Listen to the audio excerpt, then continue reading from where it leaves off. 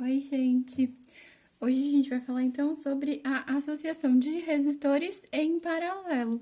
Lembra que na aula passada a gente falou sobre a associação de resistores em série? Em série era quando eles estavam um em sequência do outro sem nenhuma bifurcação no fio. Aqui, em paralelo, vai ser, diríamos que o contrário.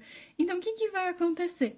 Eles, em vez de terem a mesma corrente, a corrente vai se dividir entre eles. Então, a gente diz que os resistores estão em paralelo quando a gente tem um nó, né? Então, tá vindo uma corrente aqui, tem um nó. Aí, aqui, ele se dividiu em três partes. Então, essa corrente que estava entrando vai ser igual à soma da corrente que está indo para esse pedaço, para esse ramo do circuito, mais a soma da corrente que está indo para cá, mais a soma da corrente que está indo para cá. Então, a corrente total, diríamos que veio aqui, é a soma das três, que foram cada um para os resistores. Então, esses resistores que estão em pedacinhos diferentes do circuito, que tem uma bifurcação ali da corrente acontecendo, do fio, né? Uma bifurcação do fio, ou trifurcação, não sei se essa palavra existe, ou seja lá quantos forem. Então, esse é o caso da associação em paralelo. O que vai acontecer de diferente? Nos três resistores, os terminais, né, as pontas deles, vão estar ligados na mesma diferença de potencial. Então, se eles estiverem ligados numa bateria aqui, a diferença de potencial da bateria é a mesma de cada um dos três. Então, todos eles recebem a mesma DDP. No entanto, a corrente que passa por cada um deles vai depender da resistência de cada um deles. De novo, seguindo a proporção da primeira lei de Ohm. Se forem os três iguais, aí vai um terço da corrente para cada um. E aí é um pouco mais fácil, né? Mas se não forem iguais, a gente vai ter que entender a proporção. Então, assim como a gente fez para os resistores em série, a gente pode pensar aqui num circuito equivalente. Então, a gente vai fazer esses três resistores se transformarem em um único resistor equivalente, que vai ter uma resistência equivalente. Só que equivalente significa que se mantém a corrente total que estava chegando aqui e a DDP. Tudo bem? Então, vamos lá. A gente sabe que todos eles têm a mesma DDP. Ponto número 1 de importante. Ponto número 2 de importante. A corrente total é a soma.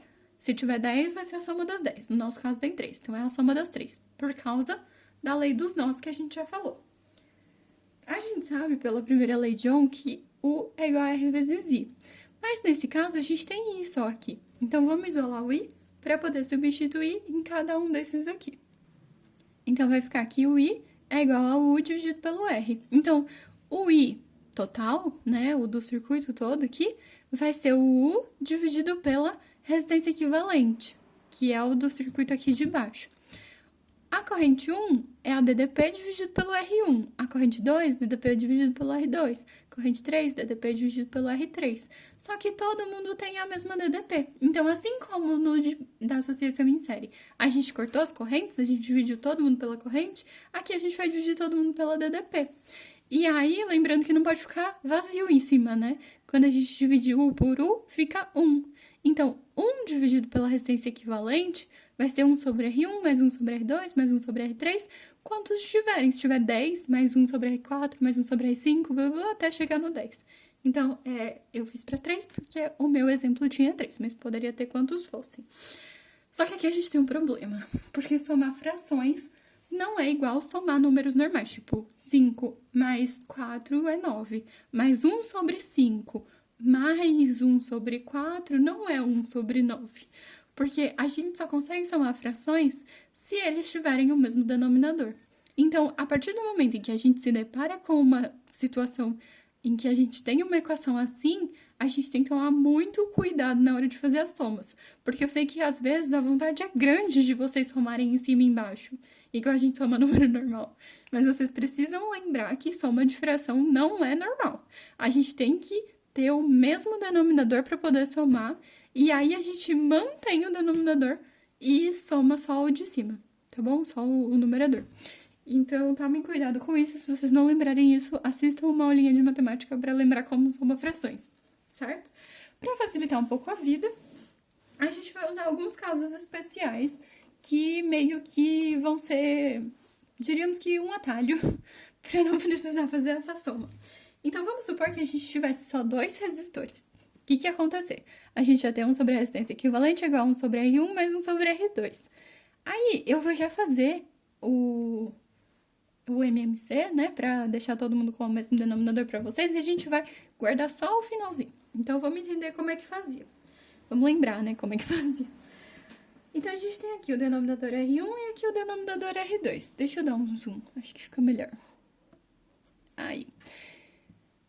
Eles são diferentes, a gente não tem o valor, vou fazer para um caso geral. Então, eu sei que o denominador comum, né, o MMC entre eles, vai ser a multiplicação dos dois. E aí, lembra qual é o procedimento? Divide pelo de baixo, multiplica pelo de cima.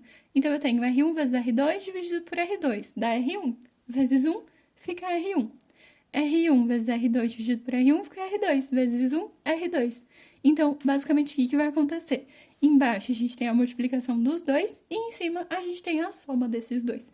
Só que isso ainda é 1 sobre REC. E a gente quer saber a resistência equivalente. Então, eu vou inverter o lado de cá e inverter o lado de lá. Então, a resistência equivalente é R1 vezes R2 dividido por R1 mais R2. Isso a gente chama de caso especial quando tem só dois resistores. Aí, para ficar fácil de lembrar, vocês podem pensar que é o produto dividido pela soma. Certo? Então, eu já fiz o MMC para vocês. E aí, vocês podem pensar o seguinte, mas e se tiver 3? Então, se tiver 3 e você quiser usar o produto pela soma, você pode fazer o seguinte, ó. Faz desses dois, vai dar uma equivalente. Então, esses dois viraram um só, mas ele ainda tá em paralelo com esse R3. E aí, você faz de novo do equivalente com o R3. E aí, você tem 2 de novo. Então, isso é uma técnica, caso você não queira fazer assim. Mas às vezes dá mais trabalho. Recomendo que você lembre como faz a soma de fração, que não é tão ruim assim. Um outro caso especial que a gente tem é quando os resistores são iguais. Porque se os resistores forem iguais... Vamos dar zoom de novo. Se os resistores forem iguais, a gente vai ter que 1 sobre a resistência equivalente é 1 sobre R, mais 1 sobre R, mais 1 sobre R, mais 1 sobre R. E aí já é igual o denominador, todo mundo é R. Então vamos supor que a gente só tivesse 3. Ia ficar 1 sobre R, mais 1 sobre R, mais 1 sobre R. O denominador sendo igual, a gente pode fazer a soma direto. Nem precisa se preocupar com o MMC, nem nada disso. A gente vai fazer 1 mais 1 mais 1, que dá 3, e mantém o de baixo, fica 3 sobre R. Se tivesse 2, ia ficar 2 sobre R. Se tivesse 4, ia ficar 4 sobre R. E se tivesse N, que é um número qualquer, fica N sobre R. Só que isso é o inverso da resistência equivalente. Então, de novo, a gente inverte os dois lados e a gente conclui que a resistência equivalente, então, é a resistência dividida por quantos resistores iguais tem ali associados em paralelo. Tudo bem? Qual é a vantagem? Vamos entender, então, a diferença dessas duas associações. A grande vantagem de associação em paralelo é que se esse queima, os outros continuam ligados. A corrente continua passando. Então, vamos supor que, por alguma razão, esse de baixo aqui cortou o fiozinho. Abriu o circuito aqui embaixo. O que muda? Aqui embaixo não passa mais corrente, porque abriu. Agora, no de cima continua passando normal. Enquanto que se eles estivessem ligados em série, a hora que queima um, para de passar corrente em tudo. E basicamente isso é o que acontece com o nosso pisca-pisca de Natal. E aí você vai montar as coisas de Natal, lá o enfeite no final do ano, você bota na tomada e não acende nada. E você não sabe qual das luzinhas é que queimou, porque queimou uma e apagou todas. Então, isso significa que todas as que apagaram estavam ligadas em série. Se elas estivessem ligadas em paralelo, ia queimar uma e só ela ia ficar apagada. Então, isso é uma das vantagens da associação em paralelo. Então, se você vai passar por isso, aí vou imaginar que você está assistindo esse vídeo perto do Natal, ou você está com pressa de montar os enfeites de Natal, quer que esse ano acabe logo, e aí você vai lá e põe na tomada. Você não precisa jogar o pisca-pisca todo no lixo e comprar outro novo. Você pode pegar aquela lampadinha reserva e tentar descobrir qual lampadinha queimou. Se você descobrir e ela acender, acende tudo de novo. Então, vamos gerar menos lixo aí, usando os nossos conhecimentos de física. Certo, gente? Espero que vocês tenham gostado e até a próxima.